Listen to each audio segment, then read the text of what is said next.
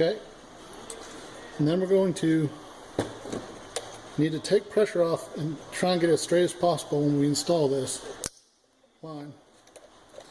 Alright, now at this point,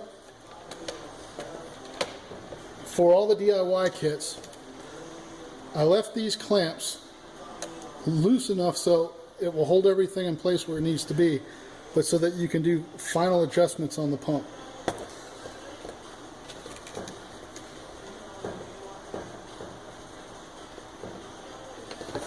And that final adjustment is to give us the best clearance we can get for the filter outlet and the Venturi pump line. So in this instance, I need to rotate the pump counterclockwise about 4, maybe 5 degrees. Not a whole lot, but it won't be able to be done while it's in the bucket. So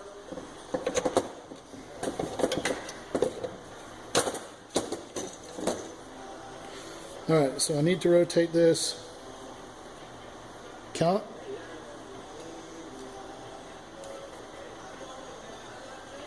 Alright, let's see how that does us. Okay, so here we are. You can see the rotation, I think. We have good clearance. Bucket fits flush against the outer wall. We have good clearance between the filter outlet and the Venturi pump, and we're seated all the way down. So at this point, what we want to do is remove the pump, tighten the clamps. We know where we want to be. Let's final tighten these 2 clamps, and then we'll put the lid on, and we're going to drill and prepare for that, and then clean the bucket for a final assembly. Okay, we're going to remove the pump.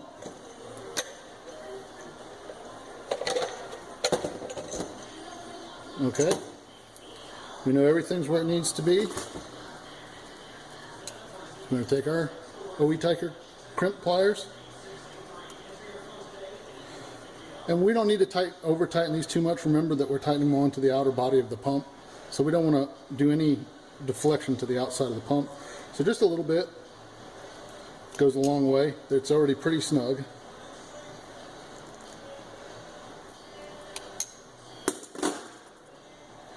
Okay, so that's good and snug.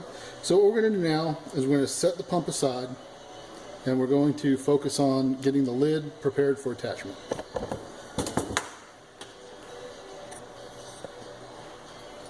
Okay, so we're going to take our lid and we're going to put it on.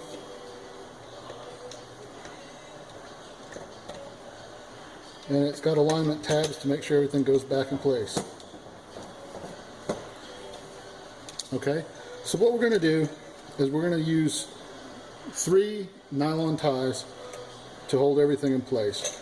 And we're going to put them here at this corner, here at this corner, and back here at this corner. To do this, we're going to need our drill with a 7/64 drill bit again. We want to make sure that we're not going to hit anything inside of here. So go about a 1/4 inch down from the place that we're going to drill in. Remember, slow speed, light pressure. Best way to make the drill without hurting anything. And then we're going to drill down vertically in line with where that hole is, and we're going to go in about 3/16 of an inch.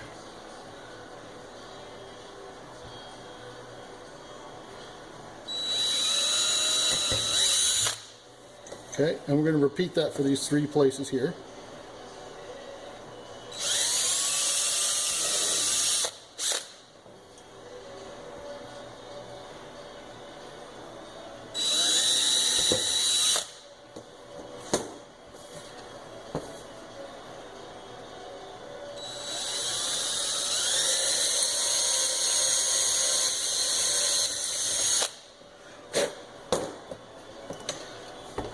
And for this one back here, we already have a hole here, so we're actually just going to zip tie right around that loop.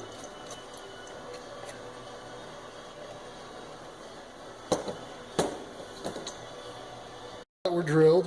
We're going to remove the top, and we've got some shavings down in here. We want to make sure we get this cleaned out. I find the best way is compressed air. So what I'm going to do is blow this out real quick, clean it out, and we want to make sure we don't get anything in the venturi pump or in this outlet. So I'll be back as soon as I'm done with the cleaning. We have a clean bucket. So at this point, the next step that we're going to do is we're going to reinstall the pump, and we're going to drill the 2 holes for the mounting bracket through the pump bucket. Alright, same as all the times before, we just go right up through.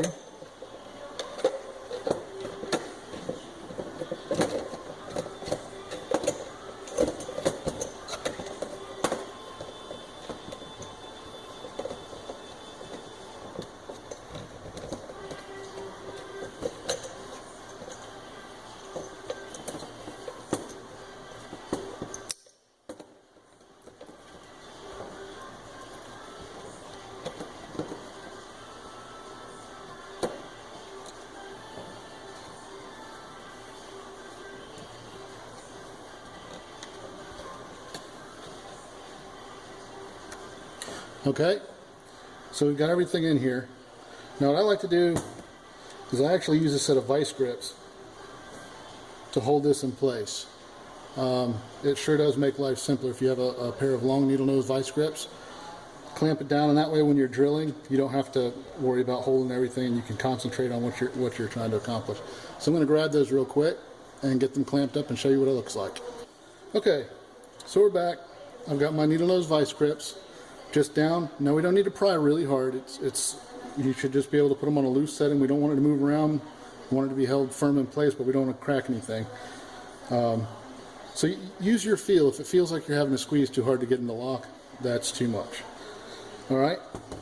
At this point, we've chucked up a 3/16 drill bit, and we're going to drill 2 holes. What I like to do is, if you look down, I like to put them in the upper right corners, not too close to the edge. Okay, we have the washer and the nut that has to go on, and we want to be able to get a wrench down on it and tighten it from the outside to make life easy. So maybe about a 1/2 inch in from the upper right side. And what I'll do is I'll mark it here so we can see exactly where we want.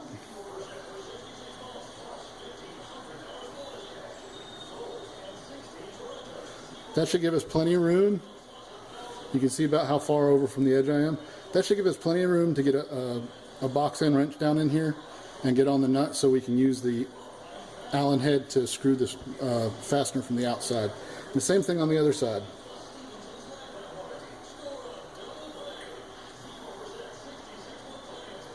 And they don't have to be perfect. If they're a little staggered, we just want to make sure that pump bracket is mounted securely to the bucket itself. All right, so I've got my marks. Now what I'll do is I'll go ahead, and we're going to use the same technique, drilling.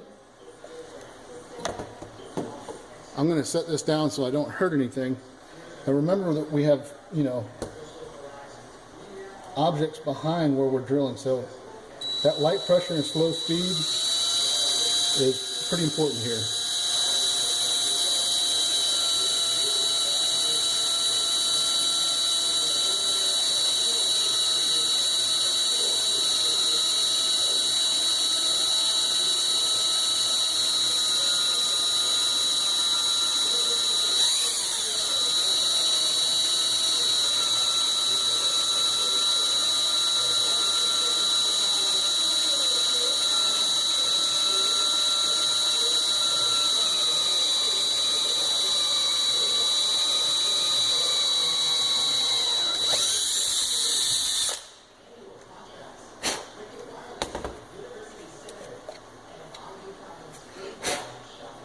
Okay, as you can see, we've drilled straight through.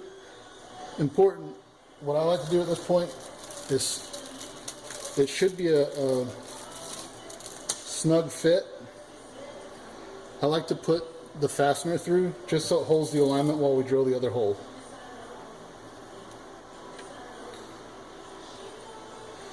By using a 3/16, you actually almost have to thread it through, which is good. That's going to make sure that everything stays nice and aligned.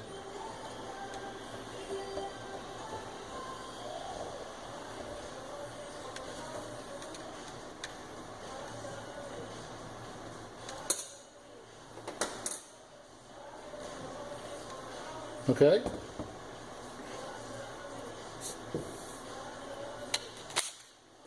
I'll tell you another trick I'm going to do is I'm going to use our 7/64 spit to make a pilot hole so the other drilling doesn't take near as long.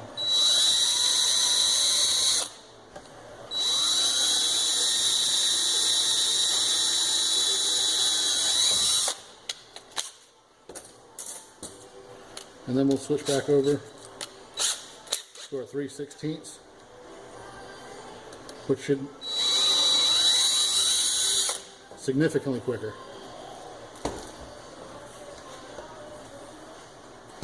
Okay, at this point we can remove these. We're going to remove this fastener.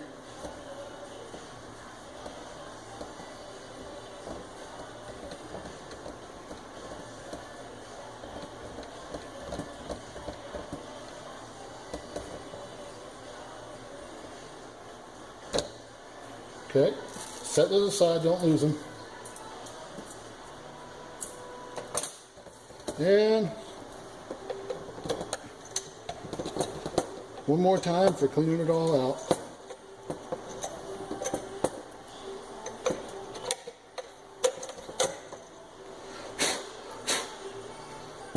Alright, so we're going to go clean this out with compressed air. We're going to make sure we don't have any doilies hanging off of either the pump bracket or and by doilies I mean these plastic strings that are from drilling. We want to make sure that none of those are dangling off. And if we do have some, you can take your box cutter, just gently scrape them off. That way they won't come loose after the pump is completed. And we make sure that when we put it in, everything's nice and clean. There's no foreign objects in there that'll be introduced into the fuel system. Alright, so I'll go clean this out and be back for final assembly.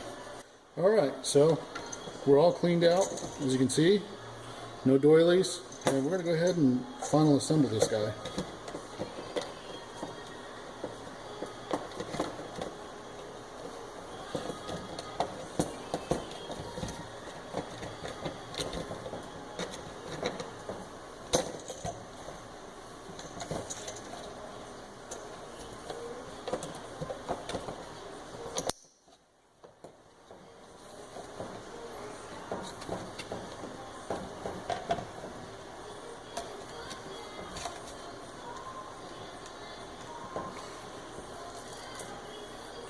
Okay, we should be able to push everything down so our holes line up again. Hold it in place while we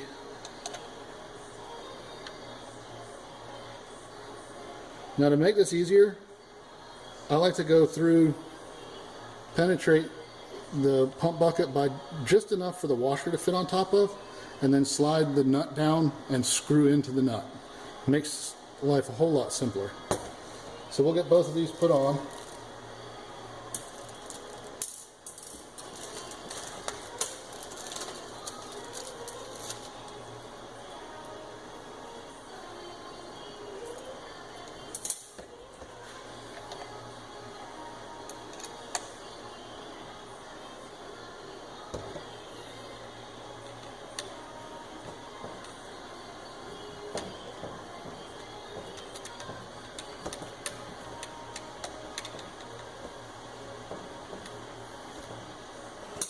Okay.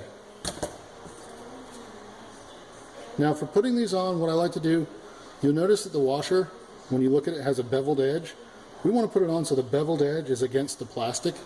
That way we don't cut into it, and it'll actually help fit the curve a little bit better.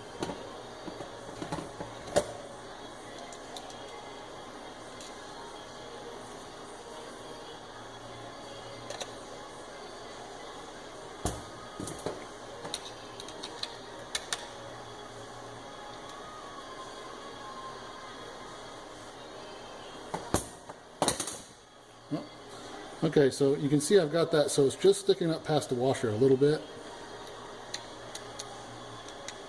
And once I get it down in here and over that, I'm going to begin to thread in a little bit more. And if you hold it loosely and let it wiggle, the threads will line up, self-align, catch. And you can screw it until you hit the nylon locking section of it. And then just repeat for the other side, which is a little trickier because you have less room to work due to the venturi outlet line. But still not too bad.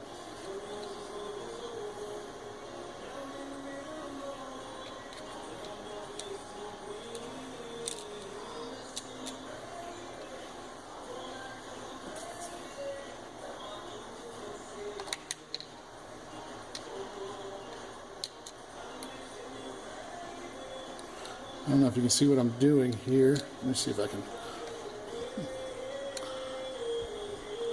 I just kind of walk, oh, and sometimes that happens. Not to worry.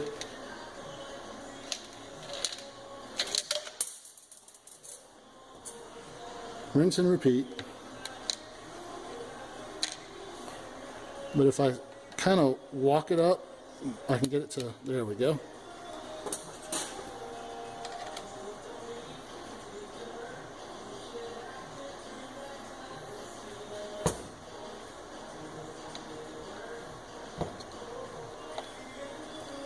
Okay, so I've got both of those started.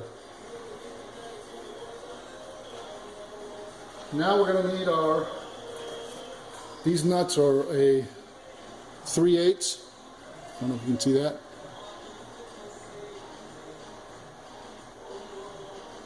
.3/8 wrench, and we're going to use the box end. Just simply slip it down in there, and I use a T-handle. Makes things a little bit quicker and easier. And we're just going to snug this up. We don't want to go too tight. We don't want to crack the plastic again. It's basically just holding it located. It's not a super structural item. Okay, that was snugged up, and the locking nuts will hold everything from coming loose. Nylon is a wonderful thing. It's also quite immune to ethanol.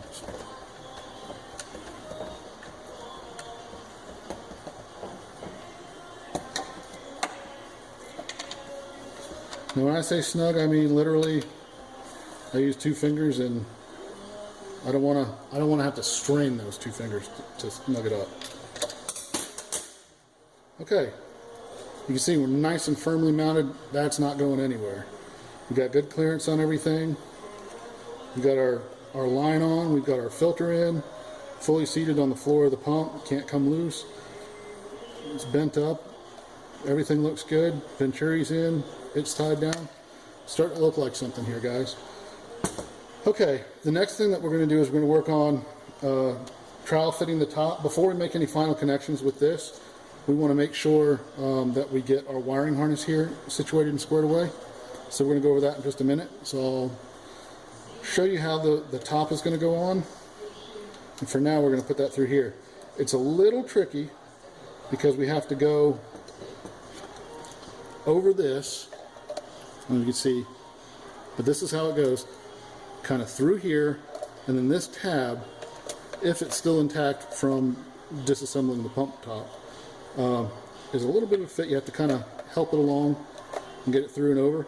And then once you're there, you just have to kind of wiggle everything past any of the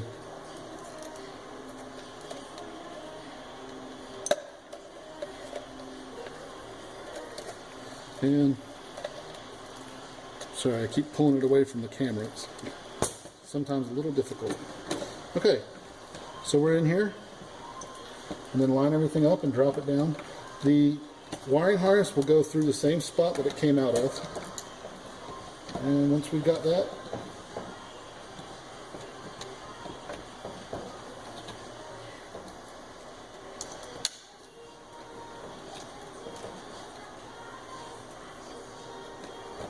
okay.